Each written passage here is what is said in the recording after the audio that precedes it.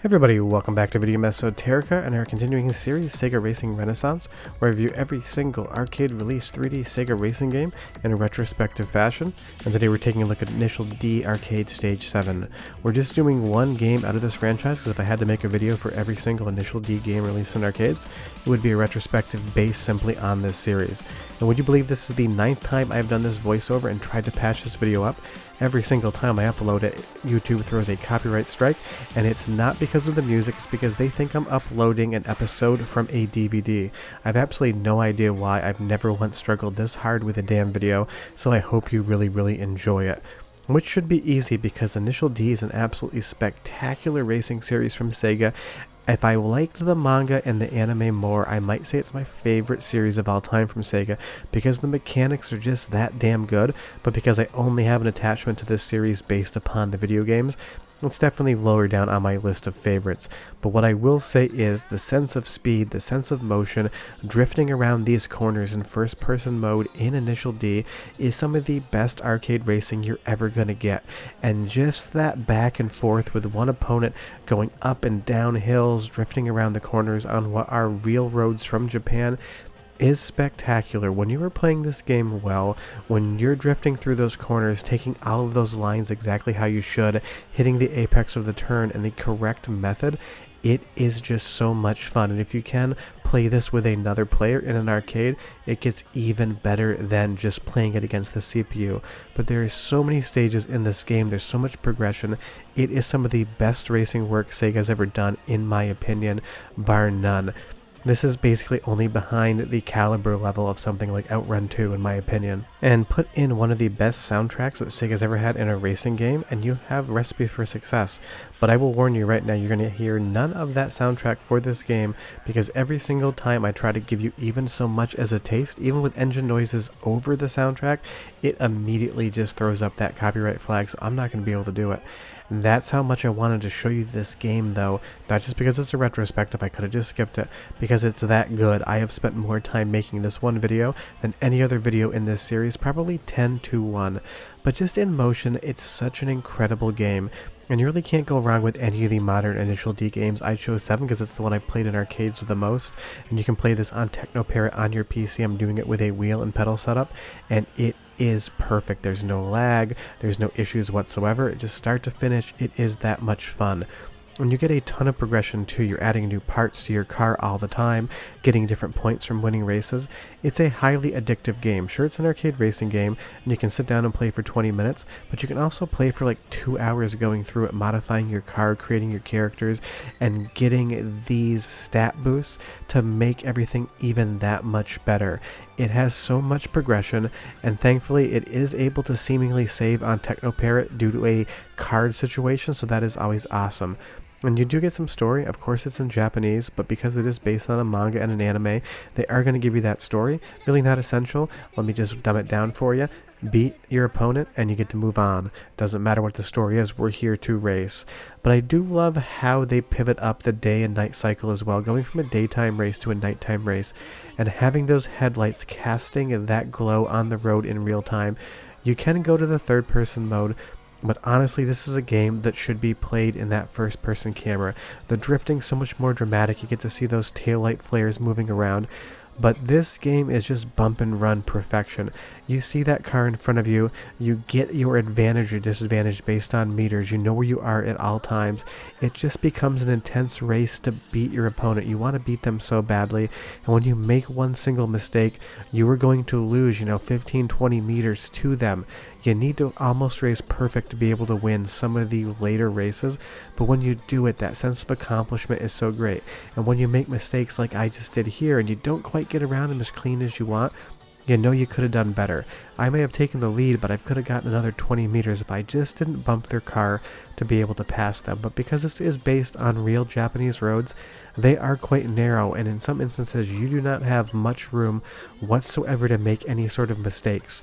It is just a single lane road in 2 directions, and if you bump the guardrail or the wall, you're going to scrub speed and you're going to be in trouble. But that's what's so much fun, is that if you do lose a race, you want to go right back in and make sure you rectify those mistakes.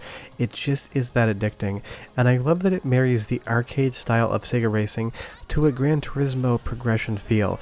Sure, it's an arcade racer, sure it's got arcade handling and all of those things that we know and love from Sega, but the game is so long and there is so much progression going on that it feels like if Gran Turismo just went straight arcade versus simulation, and that is what you would be playing. But you'll see here, now that we've won another race, we're going to get new faces for our character creation. We're going to go up a license class. We're going to have all of these fun new things to add to our vehicle. And you do want to pay attention to what those specs change, because maybe your vehicle's top speed isn't what you want it to be. You can choose that first. Or maybe you want a little bit tighter handling so your ass end of your car doesn't fishtail too much around those corners in the drifts. You get to decide what you like. And I do love the in-engine cutscenes as well. But I will say this game is quite pretty for its generation. It's definitely not a new game. There are newer Initial Ds out there, both on arcades and on Techno Parrot.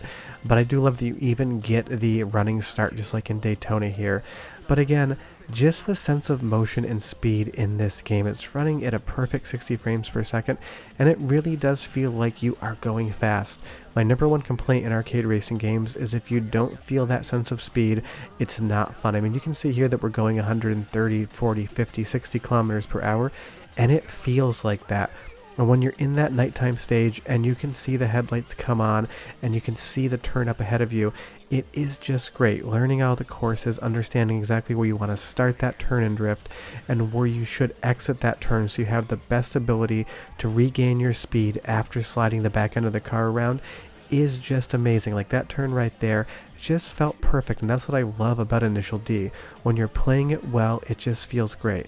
You will see that third-person camera does exist, and it definitely takes down the sense of speed a lot. I recommend just pretending it doesn't exist, but if you really want to use it, you 100% can. And switching back to a daytime again, just around those corners, it's just spectacular how many ways this game succeeds. The handling mechanics are spot on perfection for that arcade style. Any mistake you make is down to you making the mistake. It's not that the game is not playing fair, it's that you didn't read the course, you didn't accelerate or brake or turn at the right ratios. Musically, it's got an incredible soundtrack. Just Google Initial D soundtrack and listen to some after this video. Unfortunately, I wanted to let you listen to some, but they're just not going to let me do it. And graphically, it's really pretty looking still. It is hyper-realistic. These are real roads in Japan. Sometimes at the edges of the screen, you'll see that it's basically 2D elements of spectators, but you're going by them so incredibly quickly, it really doesn't end up mattering too much what you do or don't see. And the progression system is spectacular as well. There is not a single complaint I can lodge against Initial D Arcade Stage 7, other than the fact that I've had to re-edit it 9 times because YouTube thinks I'm uploading a DVD episode from the show. It drives me nuts, but that's how close the game is in reality to the actual television show. You can fool the algorithm into thinking that you're just republishing copyrighted material like that. But you'll see here as we get into later stages, that bump and run gets real tight, and we just couldn't squeeze by. This road is so narrow, we basically need to be racing perfectly, and there's some corners that you just don't have the chance to get by. You need to pick and choose your situation as to where you want to go ahead, because if you fail at it, you're going to lose some of that lead. If you succeed, you're going to get into first place. It's always a question of trading off an Initial D. Where do you want to take your risk? Where do you want to play conservatively? You see, I just bumped that edge right there, and that lead went down to almost like 2 meters. My opponent is right on my ass, and I love that rearview mirror as well. When you see those headlights at night, you know that you need to be racing perfect, because one mistake is going to cause you to lose, and you're going to have to do the whole thing over again. And it's for all of these reasons that I can't recommend Initial D 7 enough. But you could pick 8, you could pick 6, and have a ton of fun as well, and you will see a lot of the same race courses across different entries in the franchise. There is a lot of asset reuse, so my recommendation is just pick one and play the ever-loving hell out of it and have an absolute blast of a time. Because when I say the racing mechanics in this game are absolute perfection, I mean it. I can't think of a single critique I would give this game as far as the arcade racing aspect is concerned. Maybe the only complaint I possibly have about it is at some point in time you will beat the game and there will be no more left to play. But the good part about that is just pick another Initial D game and start from scratch. Short of that, this is the 9th time I've uploaded this video, and if it fails, I might just kill this video entirely, so let's hope this is the time. Sometimes it is a real big pain in the butt to have to deal with this stuff, and I put way too much time into this video, and that's because I love this game so much. I'll be back next Wednesday with another episode in Sega Racing Renaissance. I'll have videos throughout the week as well, but I spent a lot of time on this one, so if you could hit that sub button, I'd appreciate it. See you guys next time. Bye-bye.